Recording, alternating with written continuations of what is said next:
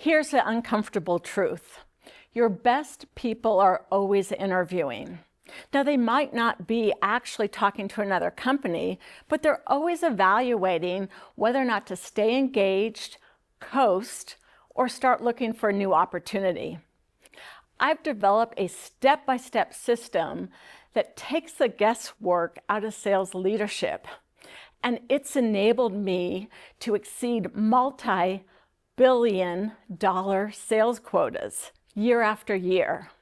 And today I'll share with you a couple of the insights that I've learned. Early in my career, one of my sellers quit. I didn't see it coming.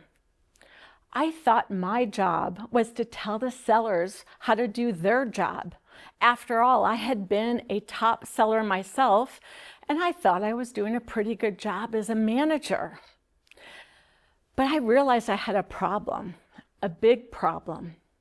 When a top seller quits, that manager is stuck with delivering quota and they don't have a seller.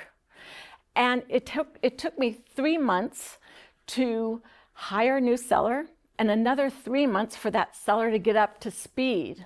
And even so, they did not have the relationships that my previous seller had. If a manager, including myself, cannot retain top talent, they are in jeopardy of losing their job. So now let's get back to the seller who quit. You know, I had a pretty good relationship with that seller, and I asked him to give me the truth. Why did he quit? And what he said was, well, I want to grow my career. I want to learn new skills. And I don't think I can do that being on your team.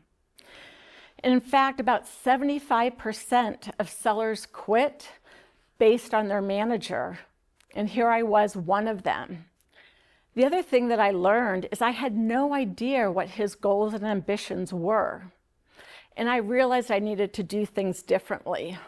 So I asked all my sellers, what are your goals? What do you care about? What are you hoping to accomplish in your career? Where do you see yourself going in 5 years?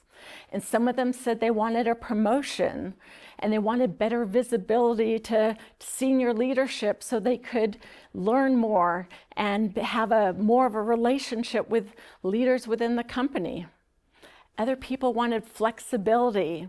One guy wanted to be able to coach his son's Little League team. And then I had sellers who wanted to maximize income. So I set about figuring out what could I do to support their goals, support the goals of these sellers. And this included things like expanding the sellers' territories for those that wanted to maximize income. It also included providing more opportunities for sellers that wanted promotions. For example, I let them sit in for me and represent me on forecast calls when I was on vacation. And here's what most sales leaders get wrong. They think that the company's compensation plan is going to align the goals of the sellers and their ambition to the objectives and goals of the company. And this is just not so. In fact, it's a dangerous belief. It puts the company's revenue and the leader's career at risk. And most businesses fail due to lack of revenue. My system also provides less stress, and their team is more engaged, and the revenue is growing. So let me tell you what happened to my team. So I changed how I managed. I provided more support. I reduced sales friction whenever I could, and my team became more engaged. They were happier, and some were promoted. And when those promotions happened and I had a opening on my team, it was much easier for me to attract top talent. And revenue grew on my team. And that is key to how I achieved all of my quotas year after year.